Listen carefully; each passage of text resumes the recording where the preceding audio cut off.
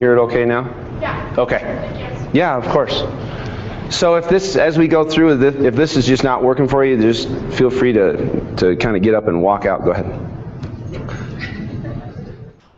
So as we go through, there's people in this room that'll be using the same tools that I use, that use it in a different way. Please, please, please, I ask that you share that with us, so that everybody has the opportunity to hear from your experience and how you do it differently. So please raise your hand, and I'll be asking, does anybody use this, or Facebook, or Twitter, or podcasting, or anything like that? So please participate. Raise your hand. Go ahead. So there's also going to be some resources. There's a Today's Meet. Please go there. It's a continuation of the conversation from yesterday, so you'll get the conversation that happened yesterday as well as the conversation from today. And we posted some links in there yesterday that now you'll have access to, so that'll be helpful down the road as well.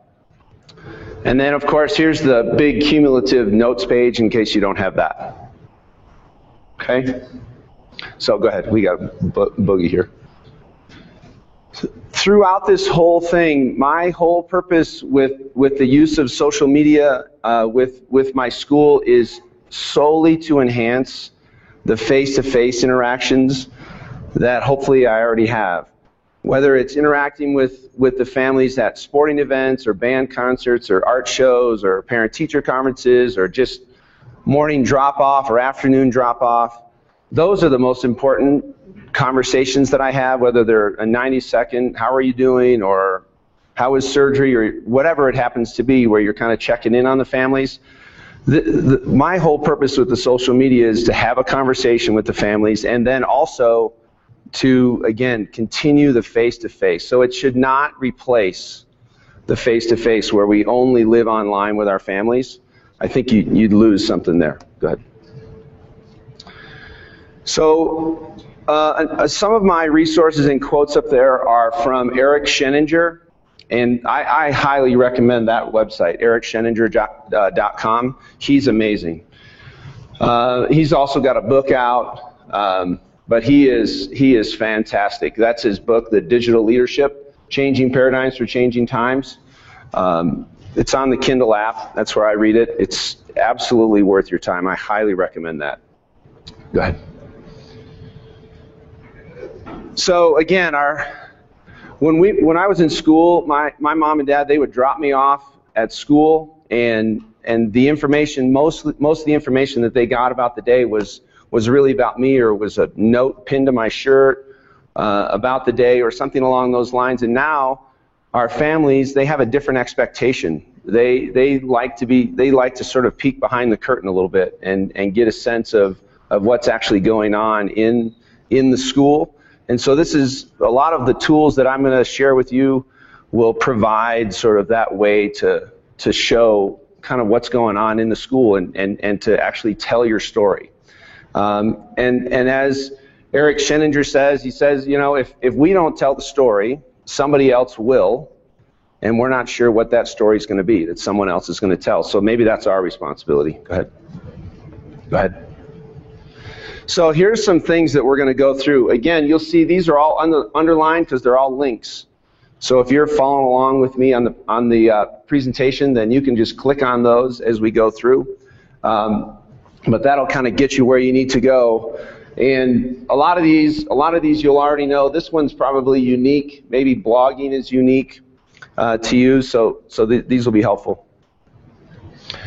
So let's just start with Facebook. So how I have this laid out. And I had sort of followed this pattern. I kind of talked a little bit about the tool, talked about its challenges in a school, talked about its benefits in a school, and then I talk about how I use it.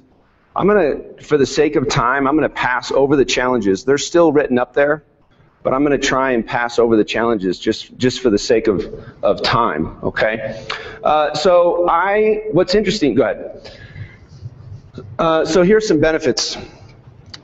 One of the things that I asked when I met with the high school students when I started taking over this new student life job I met with the high school students and I asked them, what's a great way to communicate with you? And believe it or not, they did not say Facebook. They actually said Twitter. So Facebook is more for my families. And the high school students are not on Facebook because mom and dad are. And so they like that separation. But this is an awesome way to have a conversation with the families. Okay, who uses a Facebook page for their school? Okay, some. So who has a personal Facebook page? Okay, so more. So one of the things is the school Facebook page, it has to be linked to a personal account. So it's linked to my personal account. They can't see my personal information in any way, shape, or form, but the Facebook page, the Denver Christian Schools Facebook page is linked to it. I own it. I'm the only one that posts to it. And I got into this conversation when I took it over about 3 or 4 years ago. Do we widen who can post to it? The benefits of that are I can't be at every game, at every art show, at every concert, so I can write the posts. It's more likely to hit, right? I get more posts, more pictures, more comments. But then that also, right, that could open a door that maybe could get a little out of control in terms of what's hitting that page. But the beautiful thing is it's a conversation. All the tools except for one of these tools up here promote a two-way conversation. The only one that doesn't is Remind. Everything else up here has the conversation piece, which is important for me. I'm all about community, and I'm all about celebration of the students, and the Facebook page is a great way to do it. It's easy. The mobile app on your phone is awesome. It's easy. It works great. It's fast. And you'll hear me say this throughout the whole thing. If it's not easy and fast, I won't do it. I know myself. If I have to take a picture, pull the memory card out of the camera, go plug it into my camera, upload it to my computer, then post it to Facebook page, it is not going to happen. Or I'll be well-intended, and I'll be on it for like 5 days, and then it just dies. So all the apps up here, all the tools up here, you can pretty much accomplish from your phone. And that's because my phone's always with me, it happens. And it's fast and it's easy. So anyway, go ahead. So here's more. Again, the app on the phone is great, it's fast, it's easy. Go ahead. So here's how go ahead, let's skip those. So here's how I use it. So my goal is to get out into my school. I have an office and I know exactly where it is, but I'm not there very much. Even if I'm checking email or I'm in the back of a classroom somewhere. And so I'm out and about, and it takes just seconds for me to grab my camera and take a picture of a cool moment and post it. My goal is 1 a day. It's not 20 a day, it's not 10 a day. My goal is 1 a day on the Facebook page. One of the things getting into a Facebook page that you'll want to know is your statistics. And it's worth looking through. They're called insights. And it tells you when your viewers are on the page. So like if you post something at 10 o'clock in the morning, it'll die on the vine. It's not, because no one's on. You go first thing in the morning, you go right around lunchtime when people are sitting there having their burrito and looking at their Facebook, you'll get hits there. Or in the evening after the kids go to bed, they're back on Facebook. So you have to sort of time when you do it, okay? So keep an eye on that. Again, 2 o'clock in the afternoon, not going to happen.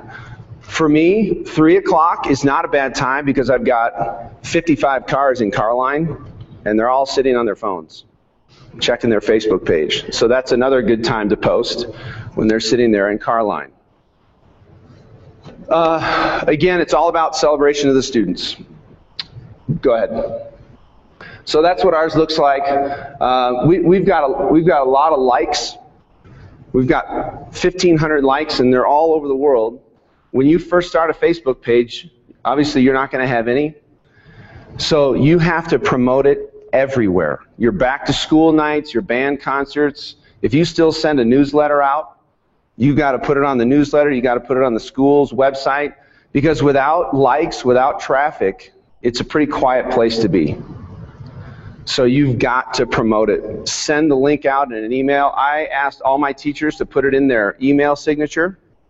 So every time they sent an email, the Facebook page link was in their email. So again, you've got to widen that audience as fast as you can. Go ahead. Any comment? Go back one. Any comments about Facebook or how you use it or what works really well for you that you want to share with the rest of the group? No? Any questions? Oh yeah. One thing that we've used pretty successfully, you can link the Twitter feed to this. So if you use the right tags, yes, it's a good way to feed it. Yes. So we have that too. So that's a good point. So let's go to Twitter and then we'll make that connection. Twitter's where the students are. Students hang out on Twitter. That's the fastest way for them to get connected. Go ahead. So the benefits, again, it's a two-way conversation. Okay, it's a two-way conversation. So let's go to that point right there. Every time we make a post to our Facebook page, it automatically sends out a tweet to our school's Twitter account.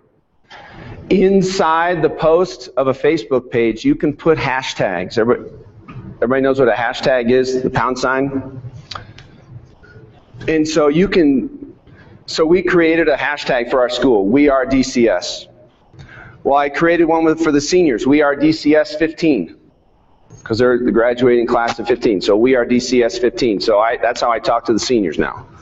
I can go on there. I don't have to know all their accounts. I just have that hashtag. Well, if I put something in the Facebook page and it's about the seniors, I can put the We Are DCS or We Are DCS 15 right in the post, and it'll link to that hashtag. It's pretty awesome. Again, it's mobile, it's easy, it's fast. There's 1,000 apps for Twitter. There's Tweetcaster, there's Hootsuite, there's Twitter, there's Echofond. I mean, there's a ton. I use Tweetcaster because I can manage multiple accounts real easily. There's others that do that as well, but I use Tweetcaster. Again, I can manage my personal email or my personal Twitter, my school Twitter account, and then I have actually a Student Life Twitter account too. But again, it's mobile. Go ahead. Go ahead. Okay, so how I use our Twitter. It forces me to be brief. We're in a Facebook world, so think about how you browse Facebook. If it's really long, do you skip it? Yeah, me too. If it's short and you catch me in the first sentence or two, I'm in. Otherwise, especially if I'm on my phone reading it, right, you're scrolling really fast. So Twitter forces you to do that, to keep it short and brief.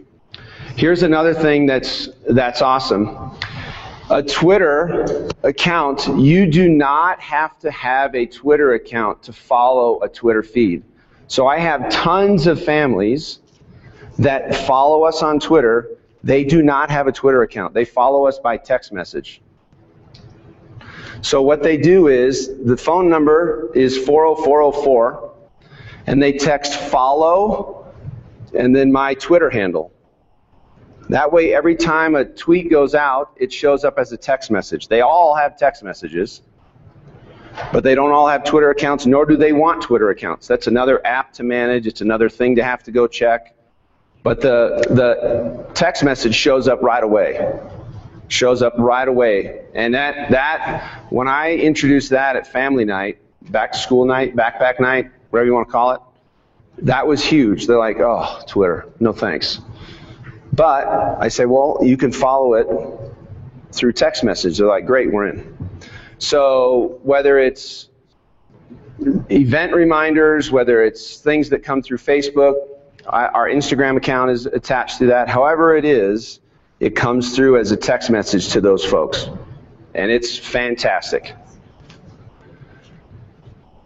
Yeah, so you capture that moment. Again, you can take that quick picture and boom, it's out. Go ahead.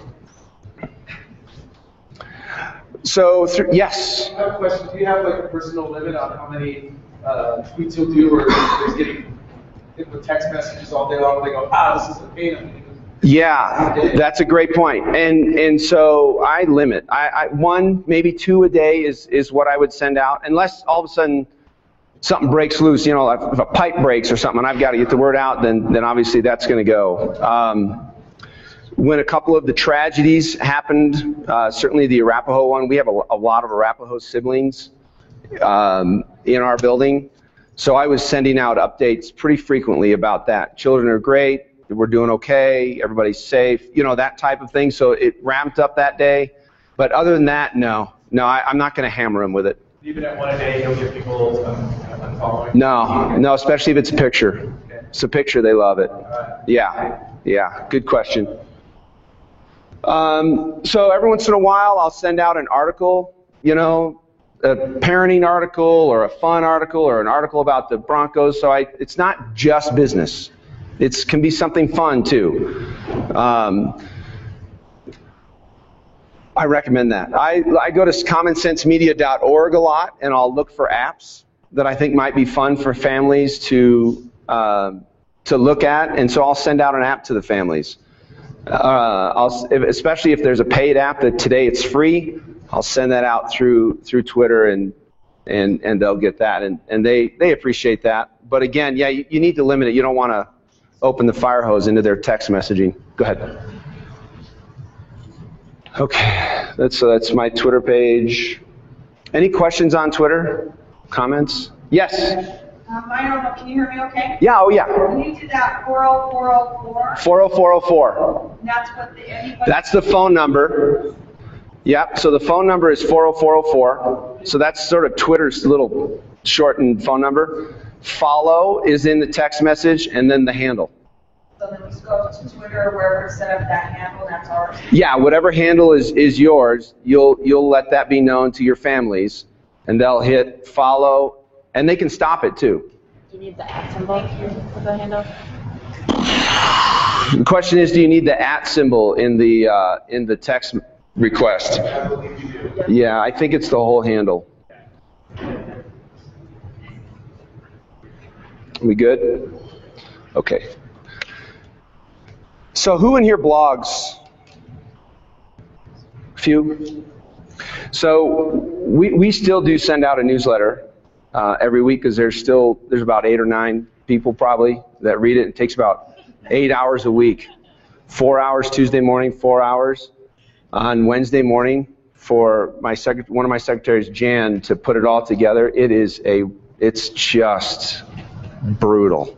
But it is what it is, and we haven't trained that far yet, right? So nonetheless, I have to write an article for the top of it every week. So that's due Wednesday at 11 o'clock, and so it forces me to write. I am not a writer. I am not. That's why I married an English teacher, and she helps me. Our librarian is a retired English teacher, and she looks over everything for me. But I'm math and PE, and writing is very, very difficult for me. And so what it has forced me to do is get better at it. And what I found is when I was sending it out on the newsletter, I had no idea if anybody read it or not. No clue. And so it was hard to be motivated for that. So just like with our students, we ask them, a lot of the times, and now kind of this push is to ask them to blog for that broader audience, and you'll get the feedback. So I started blogging a few years ago, and now I get feedback from the parents. And there's that two-way conversation again. That motivates me to write. It motivates me to think more clearly on what I want to say. And over time, it's become really fun for me. Again, it's once a week. It takes me some time. I send it down to Deb. Deb hacks it to pieces. I go back and make some corrections. She looks at it again. I send it off, and I post it to my blog. But what, again, it's done, it allows me to reflect on maybe an event that happened, or an event that's coming up, or a celebration of some students, or just something inspiring, or try to be inspiring. And it's really become fun. I would strongly encourage that. And I can do it from my phone as well, yes. Have you found that you've been able to like embed that in your school's website or something and kind of kills? You can do that, yes. Yep, you can do that, for sure. Yes? Have you run your statistics on that to see what percentage of the schools actually going to read it? Yeah, so what I found is you can subscribe to it. So every time I post, it hits. But yeah, so the newsletter, I had no idea. Now, depending on the article, it could get 30, 40, 50 hits in a day. That's cool with me. That's cool. And then I get a comment every once in a while, or I'll get a text if that person knows my number. I'll get an email saying thank you, something along those lines. But I know I get now the interaction.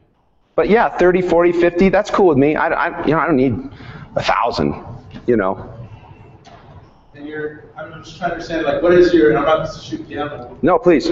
What do you feel is your main purpose for even having it? For 50, how big is your student body? About 220 at this campus. It'll be 500, 600 at the new. The fifth. Mm-hmm. People coming today. But like, is it just to get news out, or is it just you want to express yourself to the Yeah, it's just me sharing. It's instead of me sort of just being this. You're not representing the school, you're just you. Yeah, sometimes I represent the school. Most of the time, it's just me.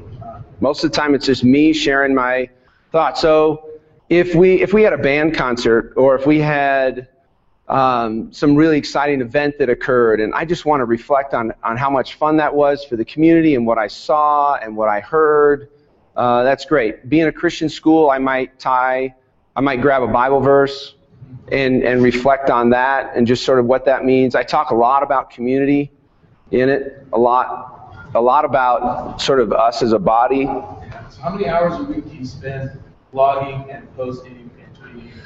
The blogging takes the longest. The tweeting that's 60 seconds, 90 seconds. That's not much each day. The blogging takes me the longest because writing is really challenging for me. So that could take me an hour and a half in that week, for sure. Yeah, that takes up the most time. But as far as the Facebook and the Twitter, that's minimal because it's all from my phone. Yeah. So I'm walking down the hall, I see a cool 5th grade physics project, take a picture of it, send it out. That's it for the day. Yeah. Yeah.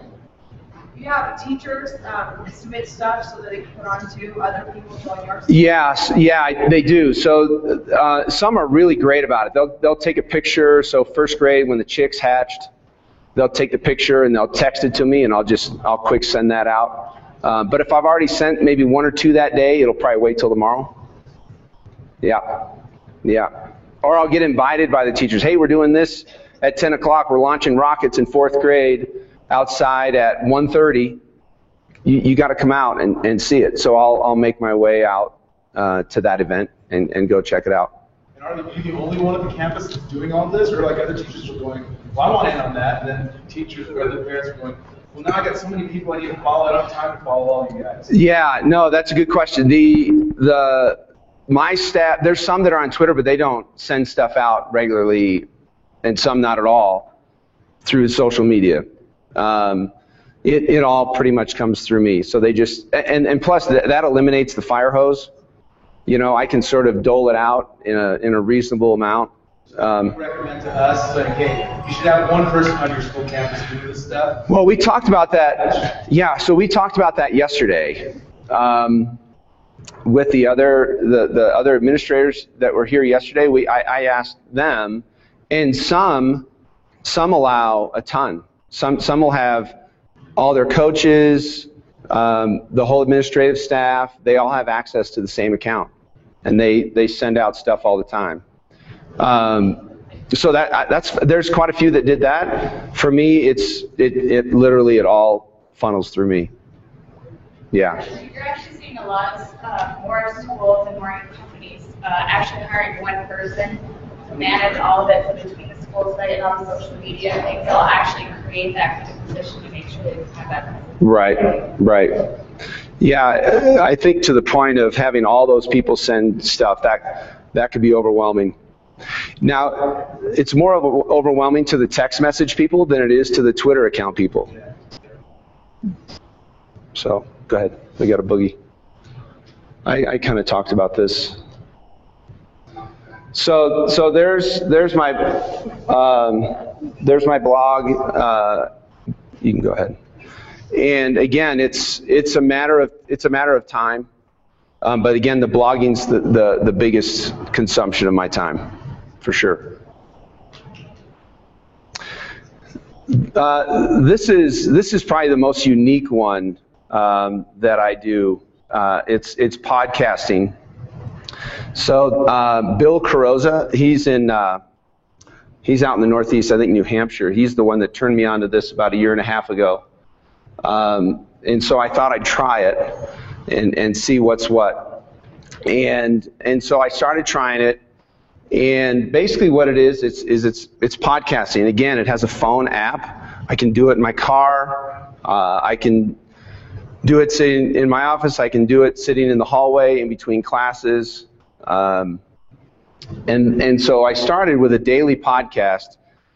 And so I feel that I'm more able to express my excitement and my joy in something through my voice rather than my writing. That's harder for me. And so with my voice, I can talk about something that's really fun and, man, what an amazing game, or the violin solo at the concert was just unbelievable last night. And so I can try and express using my tone of voice. And so I started with a daily podcast, and I said, you know what, that's becoming overwhelming. And so I sent out a Google Forms survey, and I asked the families just a little bit of feedback on the podcast. And when it was too long, shorter is better, they didn't listen, and they weren't listening every day. So I keep it under 3 minutes. I try and stay closer to 2 minutes. And I only do it 3 days a week now. Monday, Wednesday, Friday, pretty much. But again, it's less. And you would think that takes forever. It does not take forever. That whole podcasting session, to record that 2 minutes, to get it uploaded and everything, is between 8 and 10 minutes.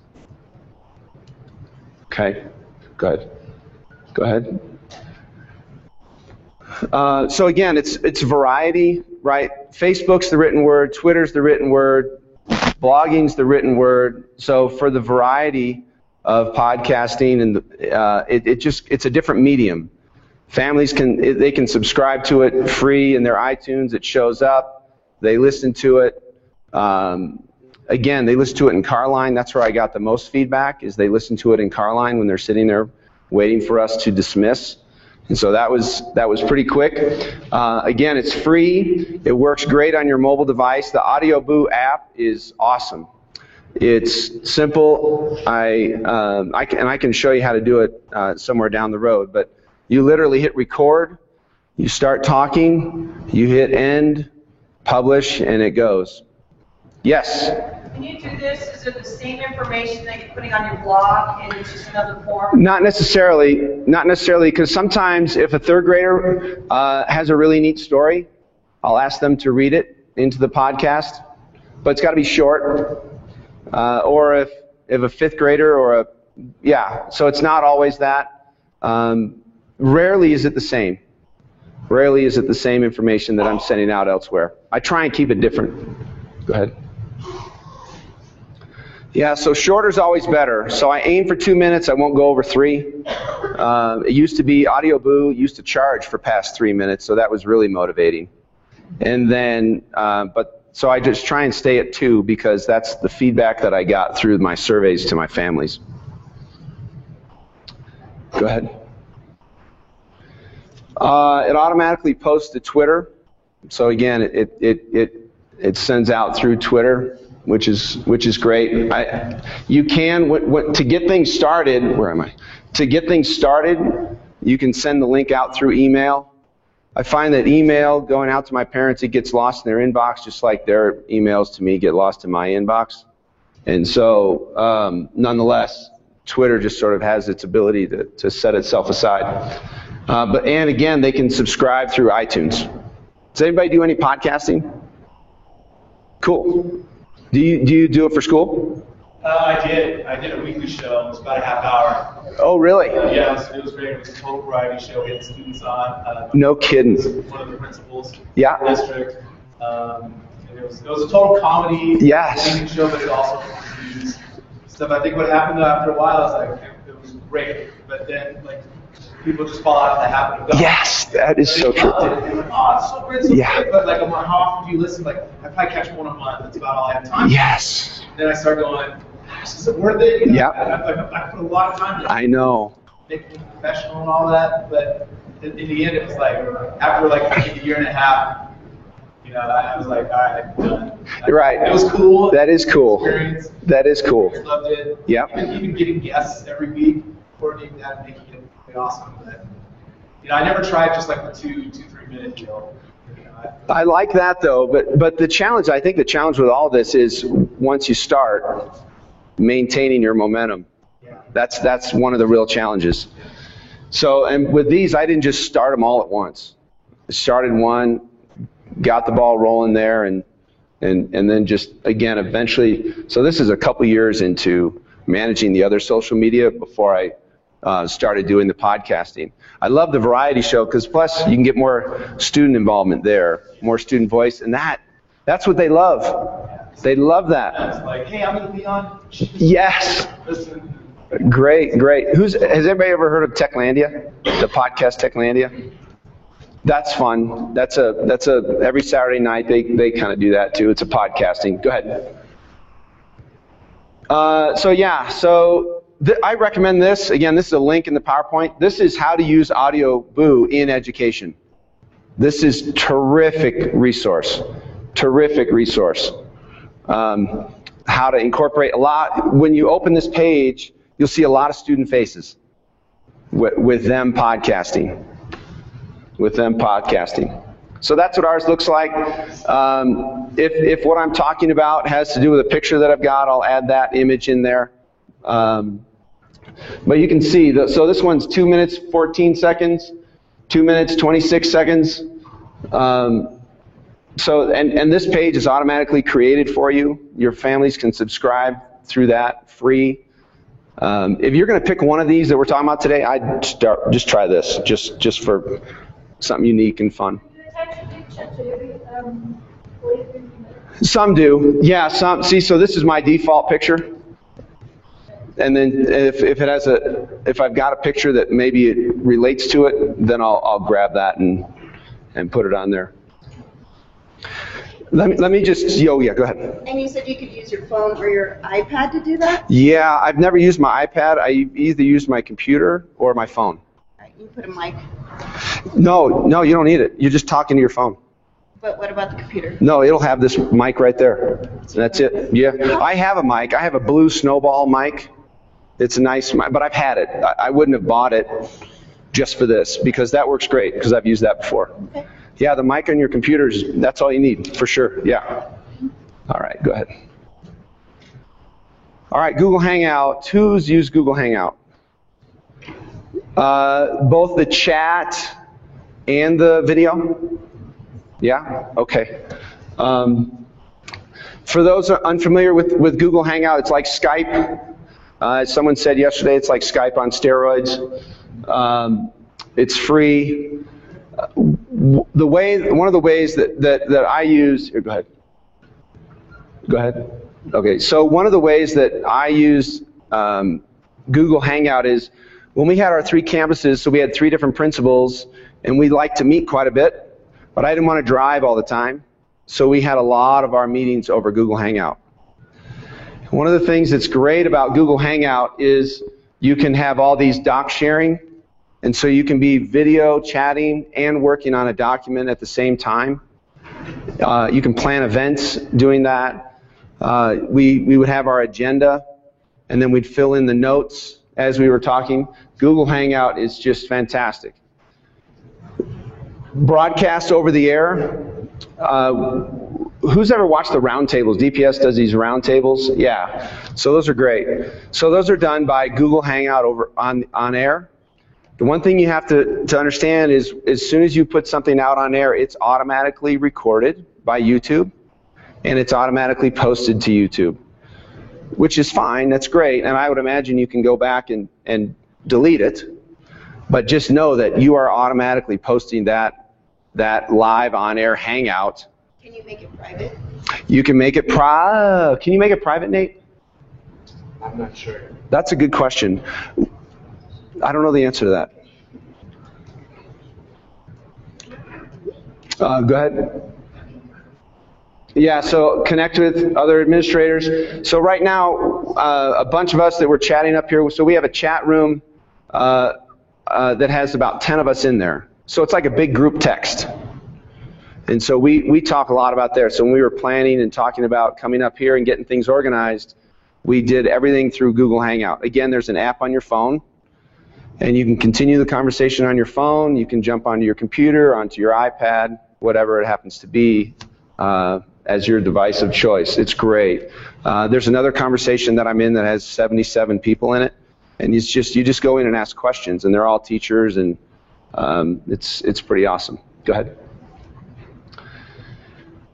I have never, has anybody ever used Google Hangout to broadcast like events or community meetings? Because people were talking about that yesterday. For the folks that can't get to your community meetings, they used it to broadcast live on air, and so now people can watch the event from home. Has anybody ever used that or done that? I thought that was a pretty good idea. Yeah. One of the other ideas that was brought up yesterday was the idea of using Google Hangouts in the classroom for allowing administrators to see into your classroom instead of having to always walk into the classroom. So you can set up a couple Chromebooks or whatever to kind of be able to have the visual into the classroom as well and kind of increase that engagement among the students and then the administrators. So that was a kind of interesting idea. Yep. They talked about that. They talked about also bringing experts into the room. So one of my 6th grade teachers a few weeks ago had a Google Hangout with a scientist about sharks. And that was done through Google Hangout. They didn't go live on air with it, although that would have been a cool idea for mom and dad to be able to watch. I just thought of that just this second. But anyway, so that would have been good. So maybe next time. So anyway, bringing experts into the room. If you're doing something, I would imagine, and I've seen this before, you get in touch with a professor at CU and have them poke their head in through Google Hangout for 15 minutes and talk about what you're doing. That might be kind of cool as well.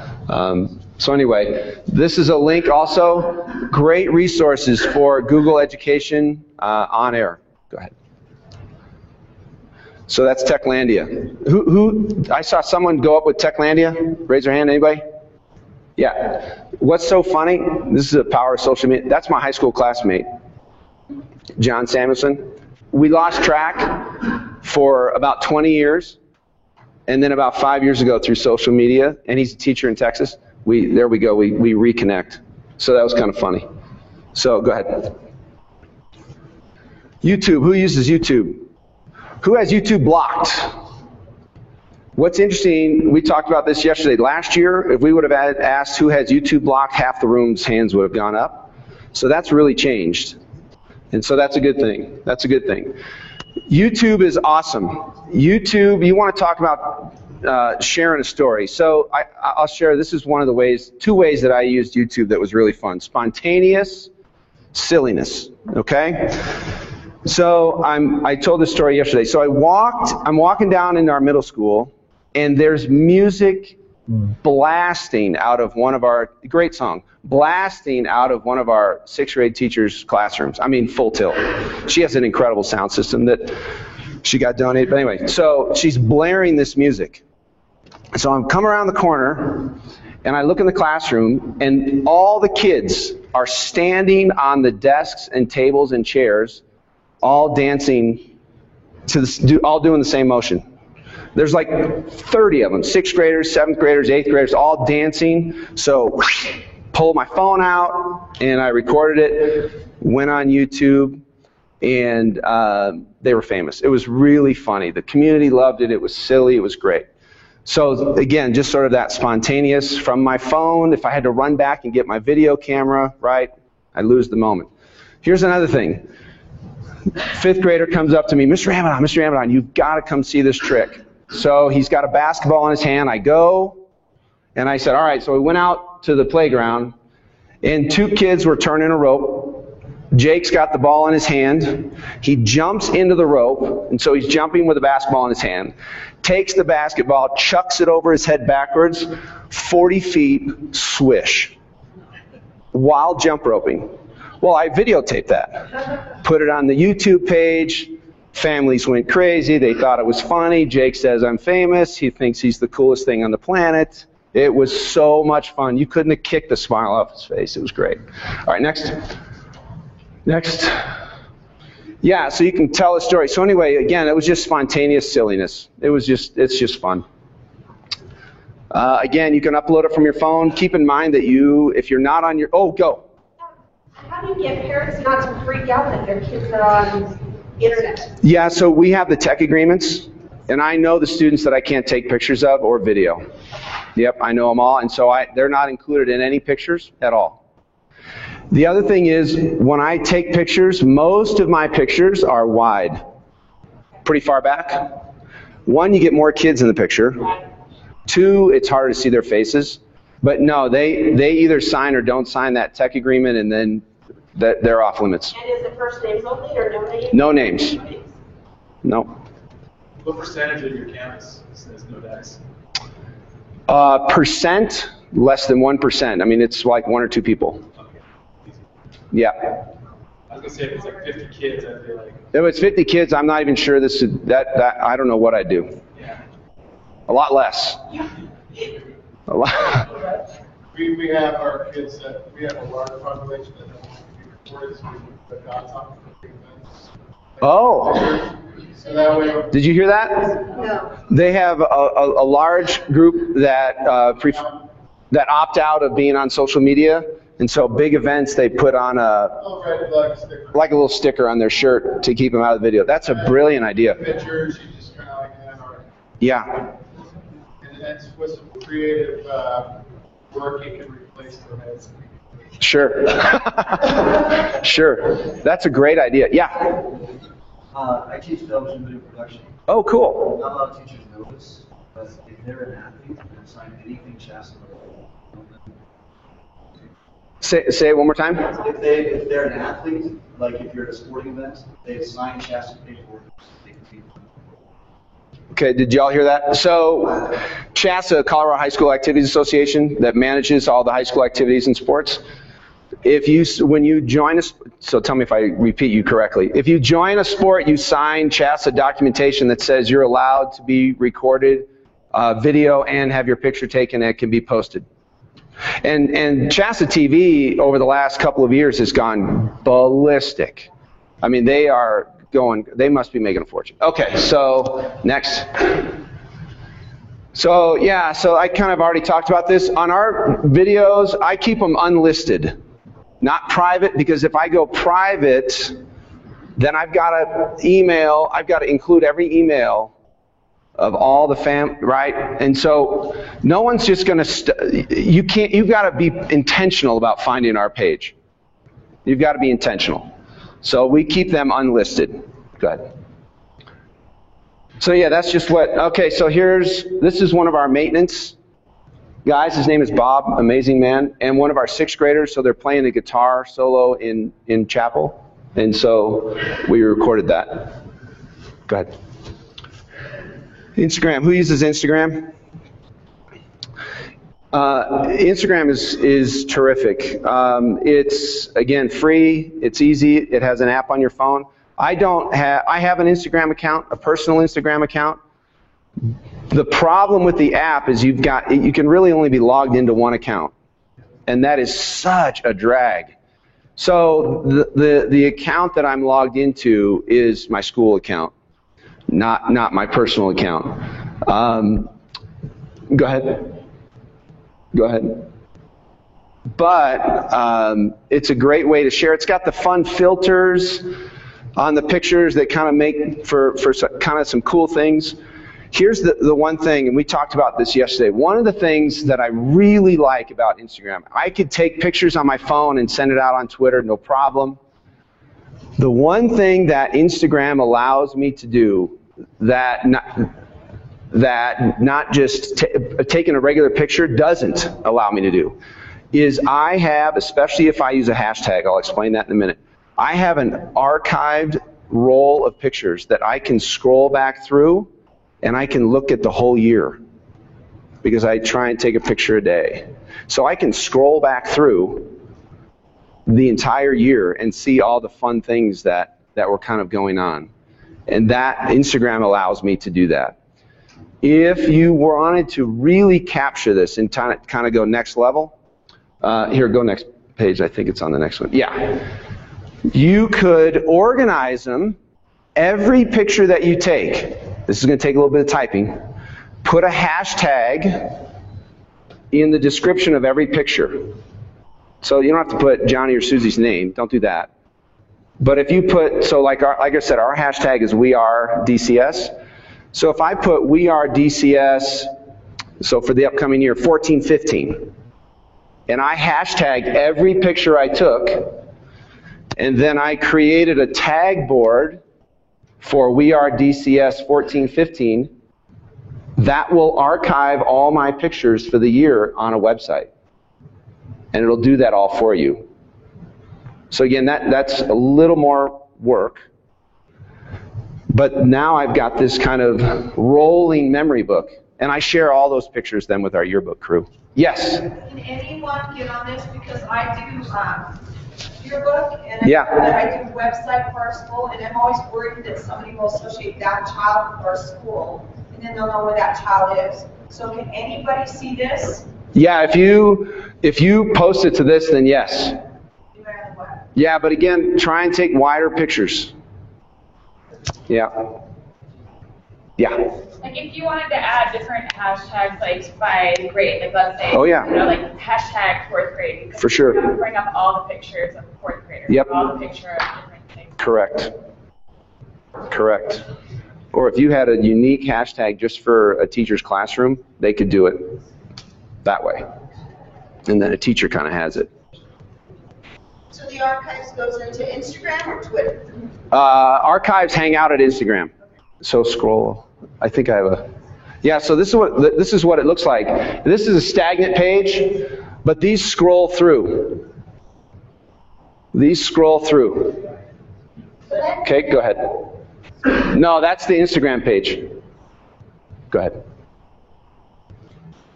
So anyway, Instagram is again, it's a great way to archive, great way to take pictures. It puts those fun filters on there.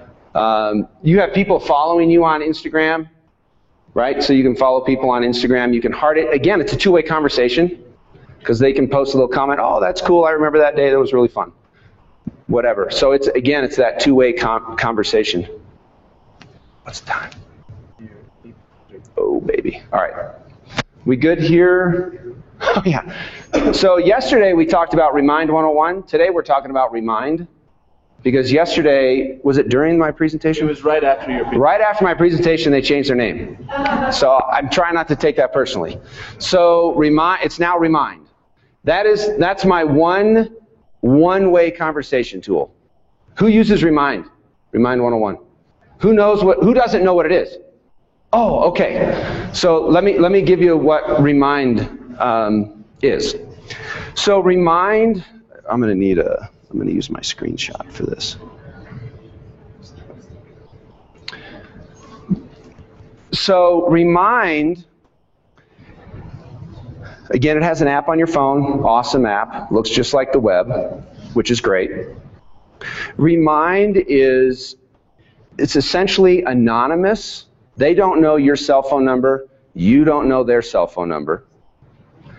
It's anonymous one-way communication. I have it set up for my staff. So my staff, so there's, 30 of them. So 30 of them subscribe to my Remind account. Okay? And so I pull up the app and I say a message like, heading off campus for a meeting. Because it doesn't go to their email, it goes to their phone they don't have time to check their email. They just don't. I mean, they'll check it once a day, twice a day, whatever. But they always have their phone with them. And it basically works like this. From their phone, and again, I don't see their phone number, although, I mean, I have them all because they're my staff. So if you're doing this with families or with students, you won't know their contact information. This is a unique number provided by Remind. It's not my phone number. It's Remind's. It's in their database, okay? They put that, and they put this class code. So here it's my staff code. So Nate uses it for his high school students, for his tech crew. So he has a unique code for his lighting crew, a unique code for his stage crew, and it's a quick way to send out. He doesn't know the students' cell numbers. They don't know his cell number, but he can say, hey, we've got to set up the lights in 10 minutes, all hands on deck. And they then receive that text message. It says, Mr. Rubowski, message, and he gets it. And the kids get it right away on their cell phones.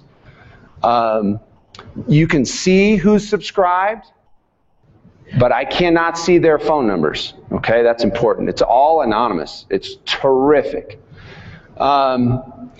You could this would be a great way if all of your family subscribed. Snow day, or a pipe burst, we got to go, or something along those lines, right? Any type of quick reminder. And I wouldn't share a picture through this. This is not social media. I wouldn't share a picture or say, great job at the concert last night, or great game, or awesome. I wouldn't do anything along those lines. I would really narrow this to business. Yeah. Unless you wanted to like attach like an assignment or something for students for like a classroom, that would be attachments I've found have been really good for. Right, and attachments is new. This is new within just the last couple of months, where you can attach an assignment. So if you have a PDF you want to send to your science class, your high school science class, or notes from the day or something that. You can sign up through email, and you can embed the reminders into like a Google site. Yep. So if kids don't want to subscribe but just want to check your website, that'll feed into your site. Right. They won't necessarily get the alert right away, but yes, they'll have access to that information.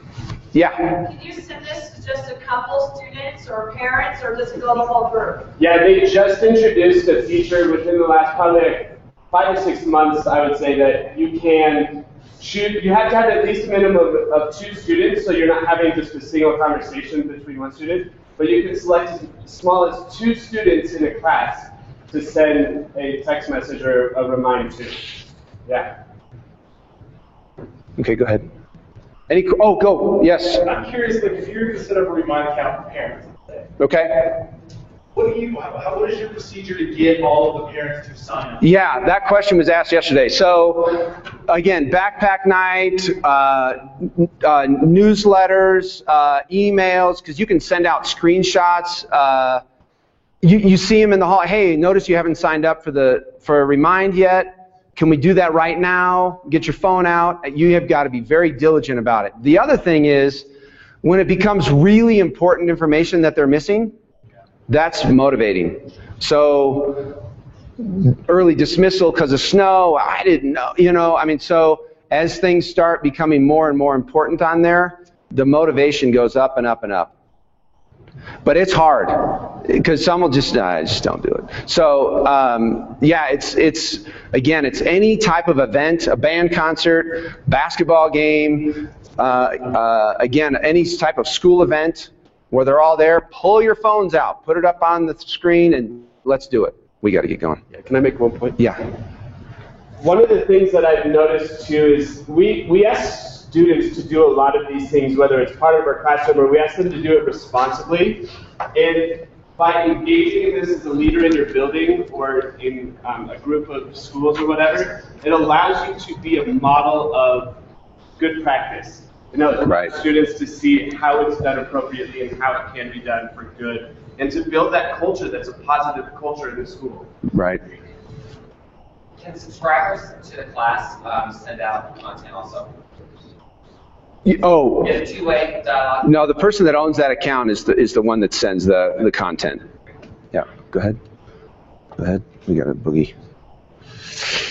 I'm running out of time, aren't I? Is it 9 o'clock? You have 1 minute. I have 1 minute. Google Plus Community, it's awesome. Okay, next. No, just kidding. So there's some resources and links in there. Google Plus Community. I'll go really fast. I set up. One of the challenges was I couldn't figure out how to communicate and archive and share with just my staff. So I created a Google Plus private community for just my staff. Post events there. We're very social. So post social events there, post something inspiring there, post pictures there, post documents there, post resources there, everything inside that private, quiet, nobody else is allowed in community, in that Google Plus community. Absolutely awesome. It has the controls that you need versus like a Facebook page.